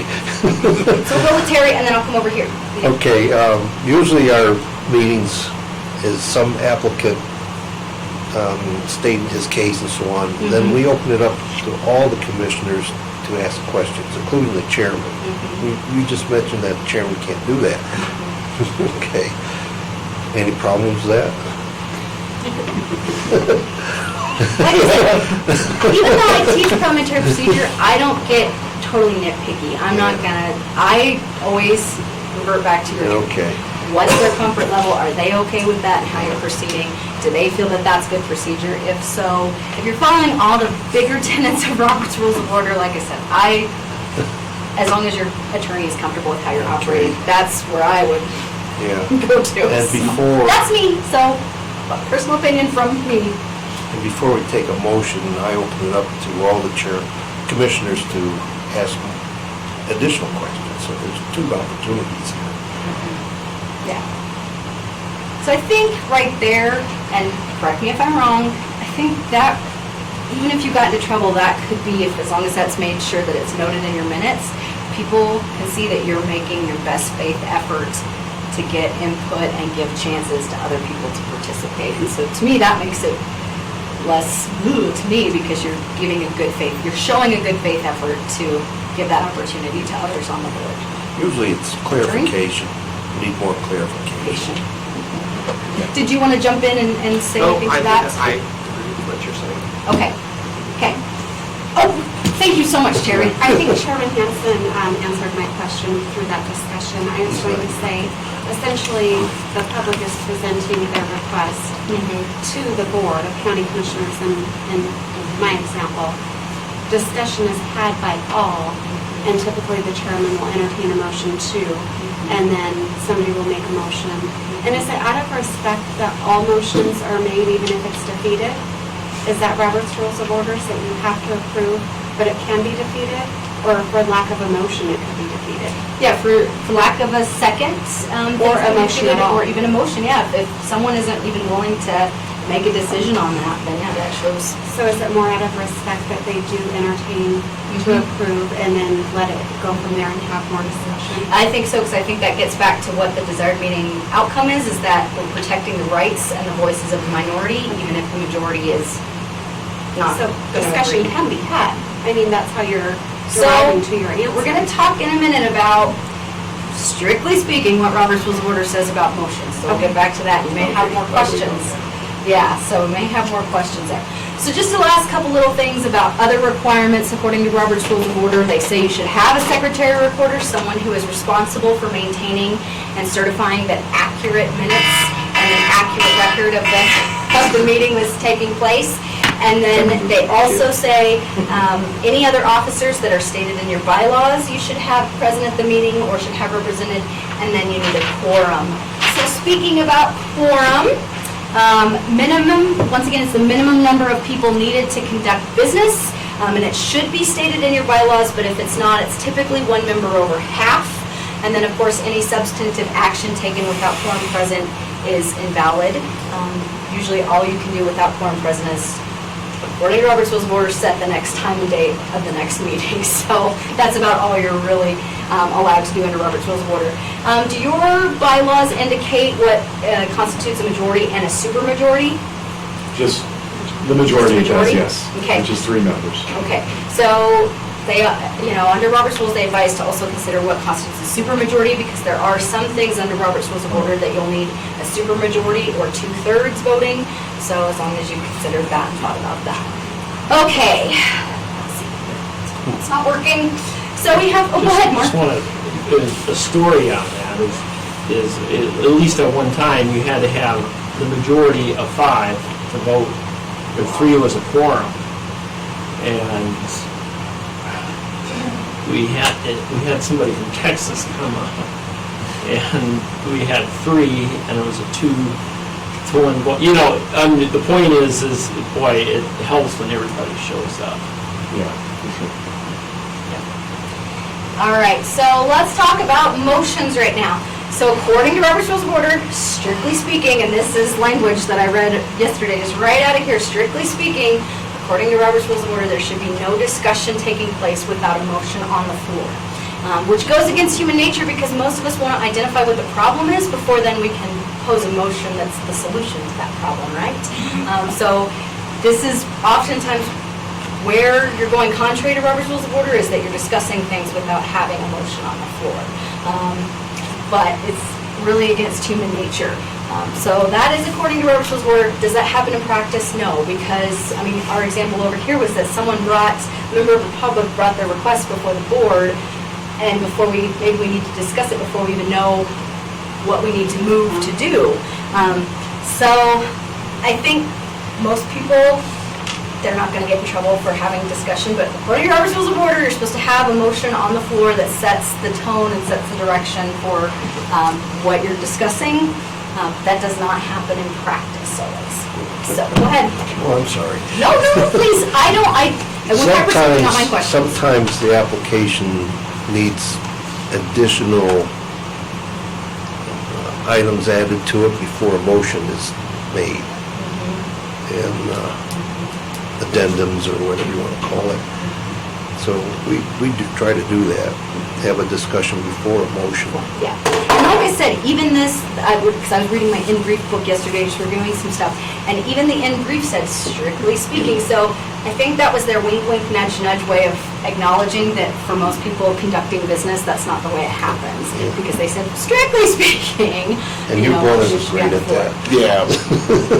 Well, and I'm still going back to that last one where we had the whole discussion, and then there was a couple of little changes I believed need to be changed, but in the motion, we went off of written, and then I caught, and I'm like, well, that was that friendly amendment.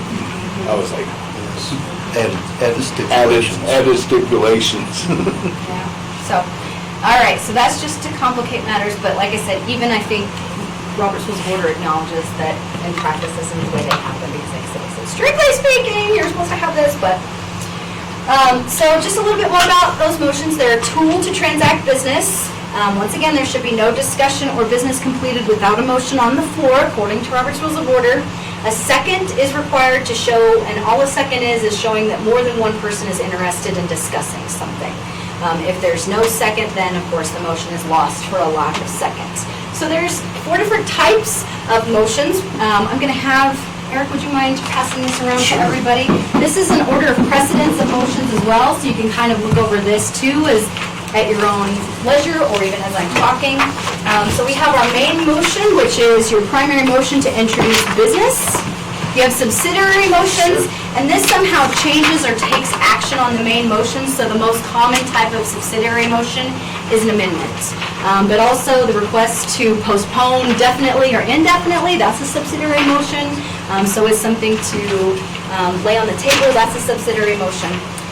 Incidental motions, however, they deal with rules and parliamentary procedure, and so you can make those at any time. Privilege motions, those handle things of personal matters such as I can't hear, I don't understand, it's too cold in here, let's adjourn. Those are privilege type of motions. So you can tell that there is that order of precedence on your handout.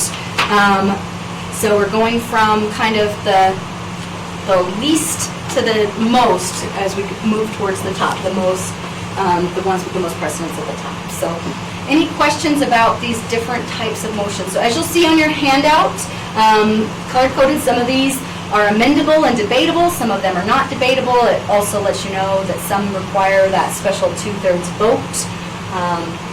So hopefully this muddies the waters for you. Wow. I just, and Kimberly, maybe, one thing we ran into I think it was either last year or the year before, was, and just so the Planning and Zoning Commission understands, just because you make a motion and you second a motion doesn't necessarily mean you agree with the application or not. It's just so that something, it's actually discussed. You can vote yea or nay, because what happened is we ran into 2 hearings with, it was a subdivision with no vote. And so then it gets to the board and they're confused as to what the recommendation was. So just so that you understand, I mean, even if it's a vote to approve and a second, you can vote no in the negative. So just keep that in mind when in the decision-making process, because then when it gets to the board, they'd like to see a recommendation, whether it's for or against, or tied or whatever, but that there is some sort of voting that's going on. So that we ran into that last year. Okay. So. Okay. Any other questions? Laying on the table is tabling, right? I mean, that's what they, okay. If there's a first and a second on the table and then discussion is had and there's not a call for final approval, who has the authority to say point of order that your motion was not finalized? All those in favor? Any member can call a question, which is basically calling us to vote. It's point of order is one of those privileged motions too, where it points out that it's a parliamentary rule. We haven't finished our parliamentary procedure here, so you all have that right. The president or the chair can also call the question, which I'm going to talk about in a second. And then if there's more discussion, then they allow for more discussion. If not, then the question has been called and moving to a vote on this motion, blah, blah, blah, blah, blah. We read out the motion and take the vote. But everybody has that right to that point of order in parliamentary procedure. I guess as a follow-up to that, as they're moving forward and I'm taking the minutes of the meeting, I catch those quicker than those that are moving on to the next. Do I have that authority? Does John De Leon as our deputy county attorney? Does the county clerk? I mean, who would have that authority to say, excuse me, Chairman, point of order? That's a great question. Because it's happened. I think that one's one I want to research too, but I mean, and jump in here too, please, but my understanding is if you're there in a specific role or capacity, you're taking minutes, that you then are a member of the body who would have that right to do a point of order, but that I want to look up too and make sure that that is... Just to be respectful of the process. Yeah, no, and I think that's great because I find myself, since I know about parliamentary procedure on one of the boards I'm on, of reminding people, because we have a chair who knows enough about parliamentary procedure that we need a motion and a second, and then sometimes she forgets to take a vote, and I usually have to remind her that we need to, have a vote on that. That is a great question about the role of staff, but I think, once again, do you have an opinion there to jump in? No. I don't have a good, Okay. a good Okay. feel. You know, I guess my vague feel is that they're the ones with the privileges. And so I think it's helpful because I think, I think Sally can keep, but for me, for the most part, I don't typically interject unless I am specifically asked. Yeah. But, again, I think we're in different roles. I think hers is, it's helpful, and it wouldn't be very good not to. The reason why I'm leaning that way with you is because if you're keeping the minutes and the official record, that's why I'm leaning to think but that might, once again, I want to research that. You guys are giving me good questions today. You're keeping me on my feet. I love it. I love it. It's also intimidating, but it's good too. It's good. So those are good questions. So yeah. Okay. All right. Just one Go other ahead. question. Lay on the table and postpone indefinitely, so table would have a time frame. Sally, Yes. what you need to do is have a code for drop my book, or drop something, then he's pay attention. Well, I sit right where John sits, where he's sitting right now, so I'll kind of nudge and I'll be like, I'll whack. yeah, there you go, down the line. You gonna leave me something there to throw? Well, you're close to the gavel now. So let's go through the whole life cycle of a motion according to Robert's Rules of Order, the way this should be properly done. So according to Robert's Rules of Order, like I said, this was meant for bigger bodies, very formal bodies, so this is proper to the rules.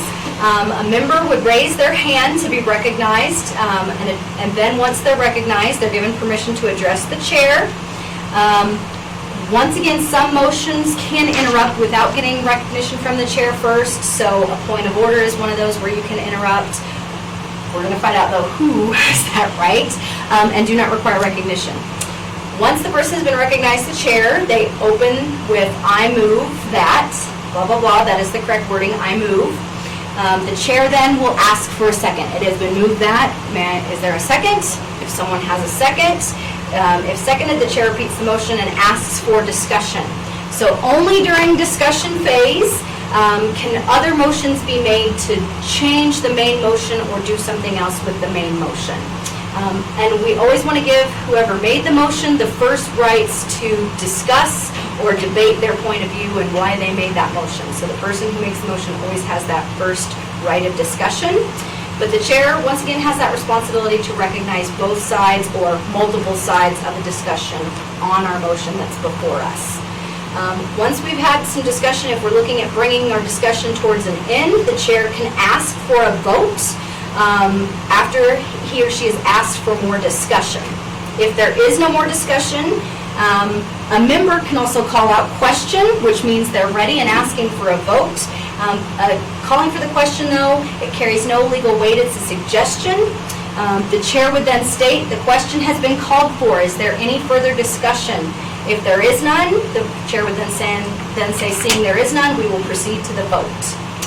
If you need to, another way to bring discussion to an end, the member can move the previous question, and this is moving to end discussion, and this has to be voted on because you're limiting rights of discussion. So it requires a 2/3 vote if someone calls the previous question because you're limiting rights. Somebody may still be wanting to talk, but if the supermajority, 2/3 of us say we're done, we're ready to vote, then we're moving on. But that's why it requires a 2/3 vote, because you're limiting somebody's right to keep discussing something and keep debating the motion that's on the floor.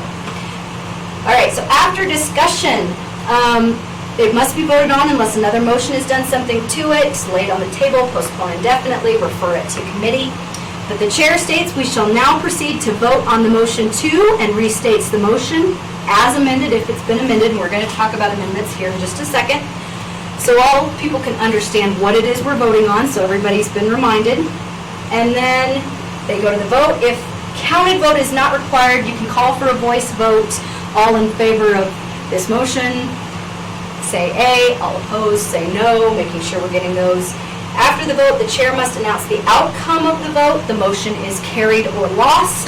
And then if the gavel is used, one tap of the gavel follows this chair announcement. So that's the whole life cycle of our motion. It's a very formal process according to Robert's Rules of Order. According to Robert's Rules of Order, that's how we're supposed to proceed with that whole process. So the one thing that's usually confusing for people is that question. But once again, if someone calls the question, they're saying, I'm ready, what's in this? It's only a suggestion. If people want to keep discussing it, they can. But then, once again, if someone calls the previous question, then we have to move for a vote on whether we're going to move towards actually voting. And we have to have 2/3 people agree that we're ready to move to voting on the main motion. Does that make sense? Any questions about the life cycle of the motion? I got one, just when you said that the person that makes the first motion has the chairman should recognize him to make the first discussion. What happens if you make that motion just to get things moving? Can you just say, well, I want to get things moving? Or, I mean, how do you say that if you want to get the motion out there, but you're going to vote in the negative?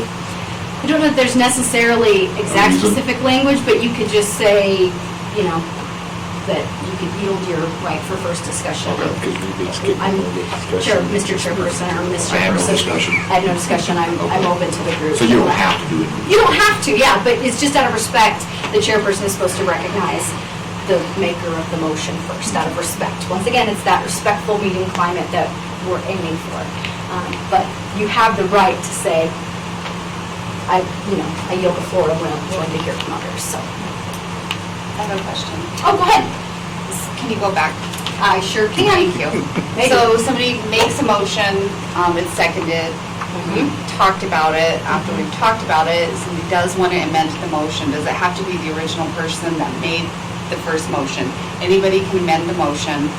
Then it's called to vote on the amended motion. You're not going back voting on the first motion and the amended. It's just the amended.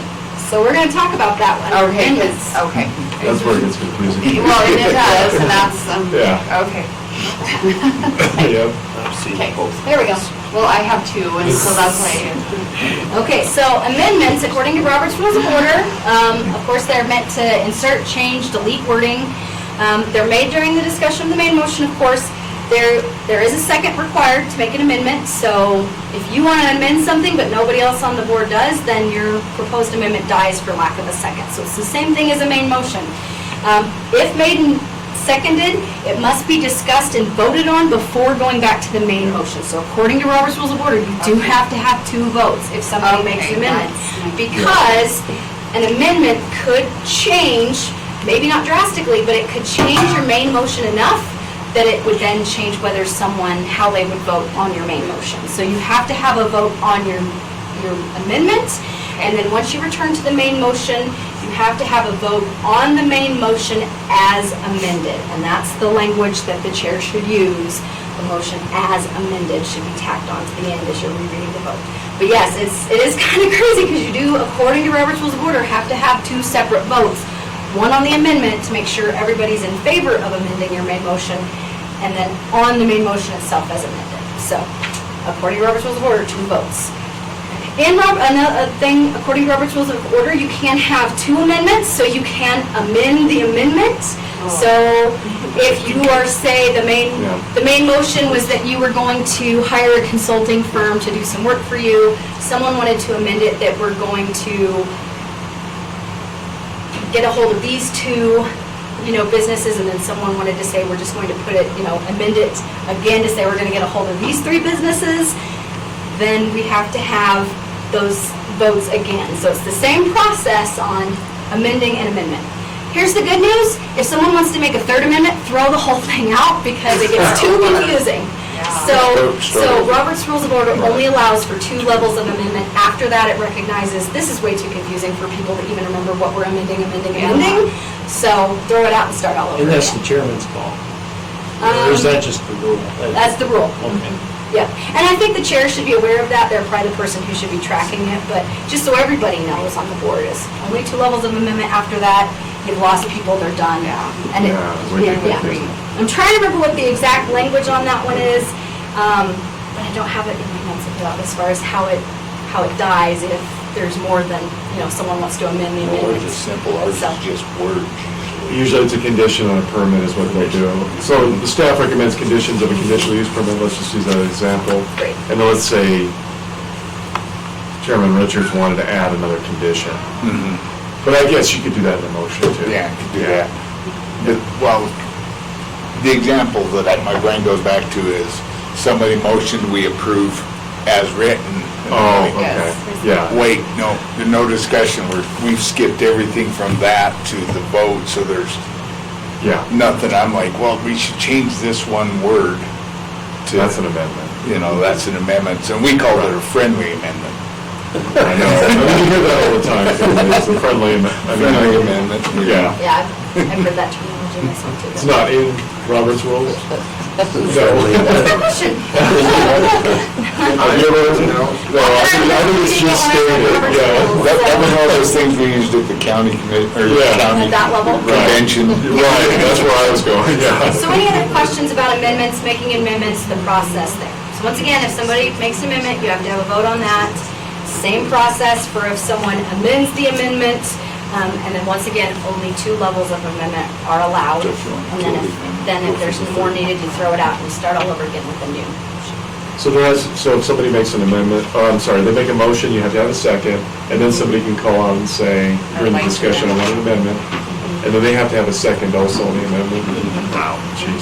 And then Yeah, vote. because if not even one other person is interested Then in amending it just dies. then it dies. Okay. So, All so right. there's the second on the amendment, then you're saying.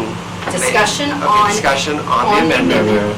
Vote, vote On On the the amendment. on the amendment itself.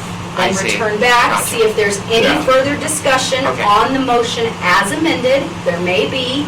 If not, then take a second vote on the motion as amended. So, yeah.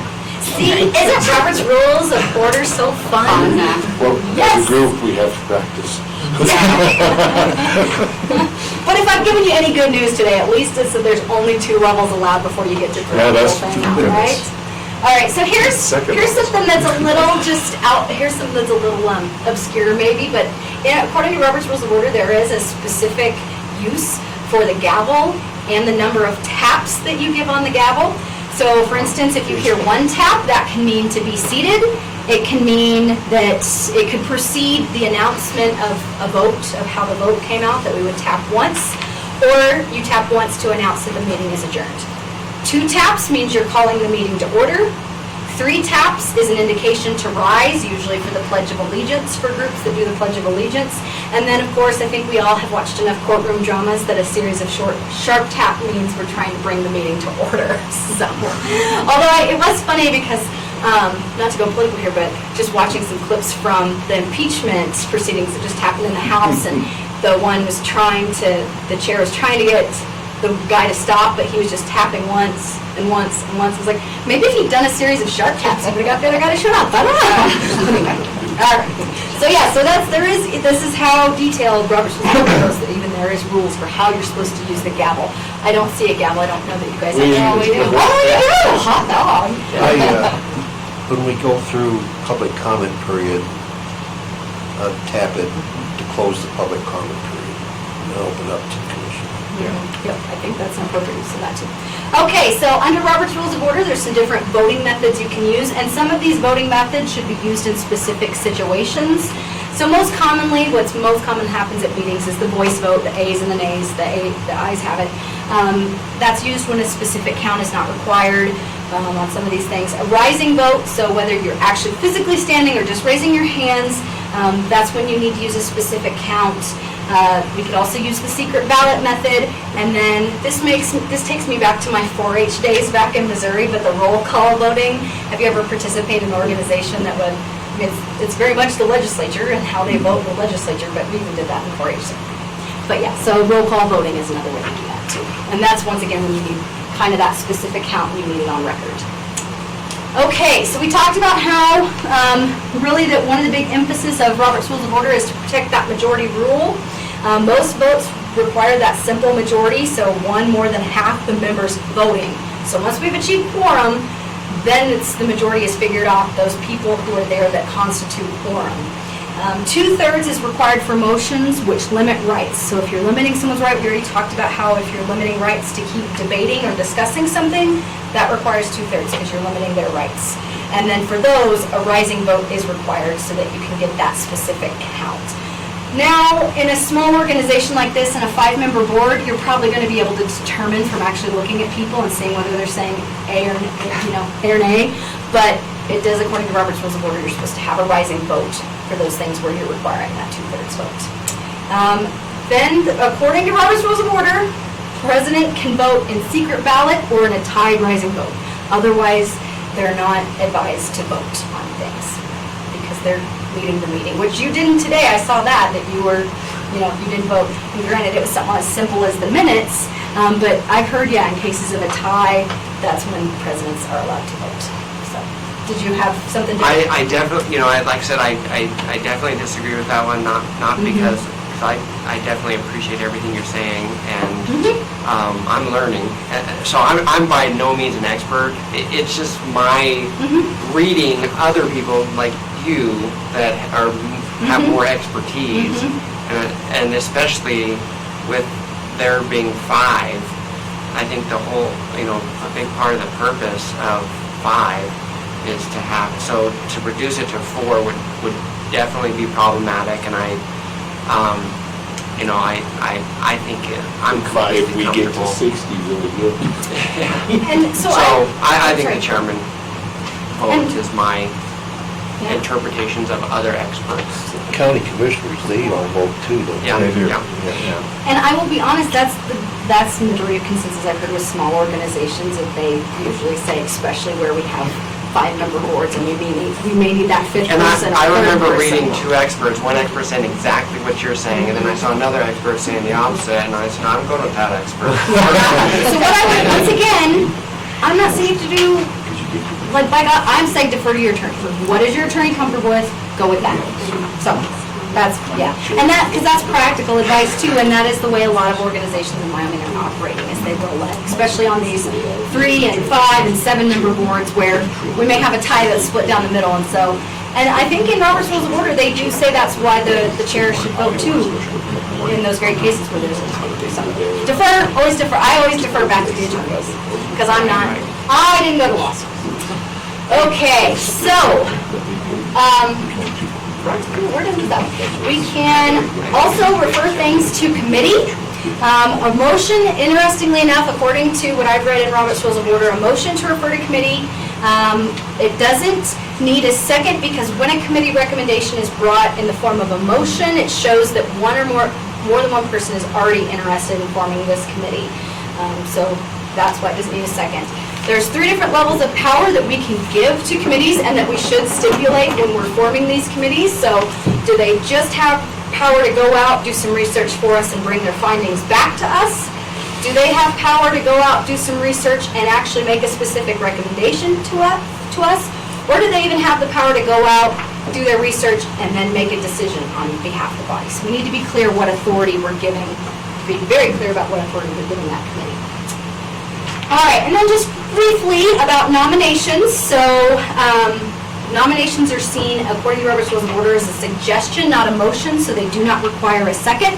So if I'm nominating Angela to serve as the vice chair, I don't need a second for that, because it is a suggestion, which Angela can say, no, thank you. So it's a suggestion. We should take, according to Robert's Rules of Order, it says take nominations from your highest office to your lowest office. So that way anyone who doesn't get chair could still maybe be put as treasurer or secretary, so that way they have that opportunity to still serve. If you're nominating committee, if you use a nominating committee, if you're on a bigger board than this one, and you've used a nominating committee, you would accept that from me, but you would still take more nominations from the floor. So according to Robert's Rules of Order, it's not just set in stone what your nominating committee said. You're still supposed to give everybody in the body a chance to add more nominations. So, any other questions about nominating? Okay, so with all that said, and Robert's Rules of Order, like I said, is the most commonly used form of parliamentary procedure in the United States. It's not uncommon, though, for organizations to create their own operating rules. Whatever rules we say we're gonna use, we need to follow those. That's the one golden standard there. But there are several different organizations that have created their own. I have a copy here of West Yellowstone, Montana. They created their own rules of order. I'm gonna ask you to hand those around too. Teton County, they've made their own rules too. I think, what have I heard my colleague in Jackson say? They call them Keith's rules or Keith's rules or something, I can't remember. But their county attorney created their own rules of order. So it's whatever you stipulate in your bylaws, as long as you're following those, but it doesn't have to be Robert's Rules of Order. This is very much like Robert's Rules of Order, what I'm having Eric hand around to you. It's just simplified and probably more useful in smaller organizations. But once again, whatever you say in your bylaws, as long as you're using what you said you were going to use, that's the most important thing at the end of the day.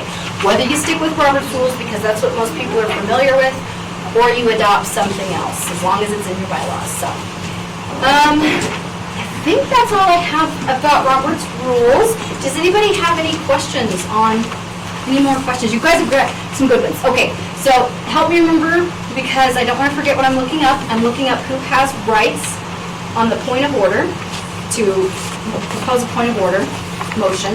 And then I know there was one. Just renewing a prior, whether failed or passed. Renewing a prior And that decision. might, you know, if you can do that in the next meeting, or if you have to,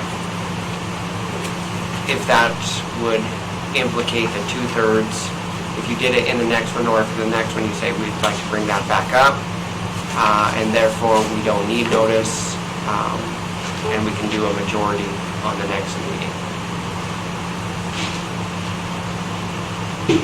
I'm making these notes because I'm kind of worried about what I'm going to be like when I'm older, if my memory is already getting this bad, but I don't write stuff down. Because if you reconsider, then you start getting into the 2/3, but I think renewing, I don't think it implicates 2/3 under any conditions. I think you could just, next meeting, we want to change that, as long as there's been no action that has resulted from Okay, so renewing a prior decision. Okay, I have those two down. Was there any other ones that I wanted to look up for you guys? Just want to check in and make sure there was nothing else. All right, so thinking about both the discussion about roles and responsibilities and good governance and this discussion on decision-making and parliamentary procedure, get any takeaways or ahas from this? Anything that's made you think a little bit more? I got a question. Go ahead, please. Looking at your chart here, we've had some discussion on postponing an item or tabling an item. Yes. And there's different classifications on this.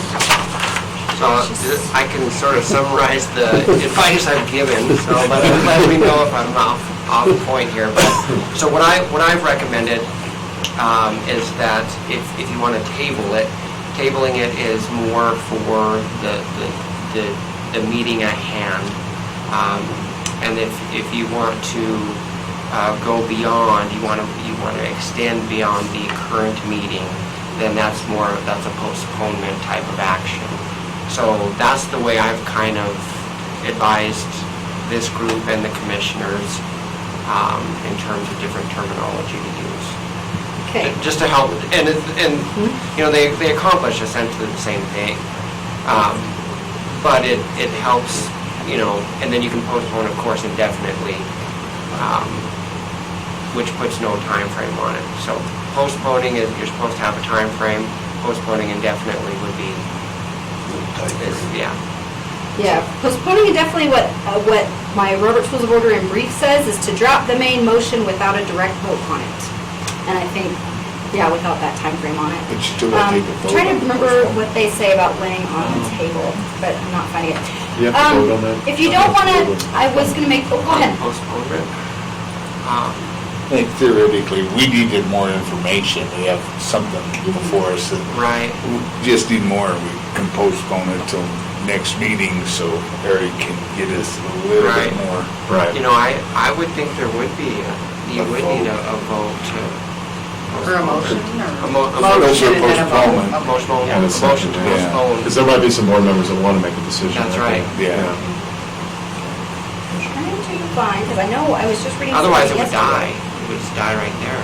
Right. So, Then we'd have to review. Okay, all right. Any other questions? And, oh, I was gonna say, if you don't wanna buy the full-blown, big Robert's Rules of Order, this Robert's Rules of Order in brief is a great little book. I'm sure you can pick it up for, if you're willing to buy it used, probably a couple bucks on Amazon. Not a paid endorsement there, but, Amazon. But yeah, so the Robert's Rules of Order in brief is a great little resource that's much easier to digest and carry around than, not that that's huge by any means, but yeah, it's a good resource. So if you're just wanting something easy to look up real quick and small, Robert's Rules of Order in brief. Okay. Do you have to be certified in parliamentary procedures in order to do, like, point of order and any of that stuff? I'm sorry for. Like, to say point of order, or to say this is how, it's Robert's Rules, we need to, but do you need to be certified in the parliamentary procedure? I understand. Okay. I understand. Okay. You guys have kept me on my toes today. It's been awesome. Have a lot of great questions. And I will research those and get you the answers that you need to move forward with your business. If there's no other questions or comments or anything like that, then I will turn the time back over to Eric and to Terry so that you can accomplish any other business you have. But I will say thanks for having me in today. It's been a productive discussion. I hope you guys feel the same way. And if I can be of any further assistance, let me know. I like your Kimberly. Yes. Thank you so much. Appreciate it. And the sun's shining, I don't know about the. Now the pressure's on, so. Practice what we. Yeah, question for Eric, March 11th, I think that's the next meeting. Yes, it is. Are we going to have a meeting? Yes, we will. We'll have 4 hearings. 4? 4. Yeah, we'll have 2 conditional uses. One will be for the asphalt plant out of Reliance. There'll be a fuel storage one also, and then 2 impound yards will also be heard, which are in the Foothill subdivision. So it'll be a full schedule. Okay. Okay, any other discussion from the board, commission? Okay, that concludes our meeting, and I guess I don't have to take a vote. We are adjourned. Okay? So you can get email copies of those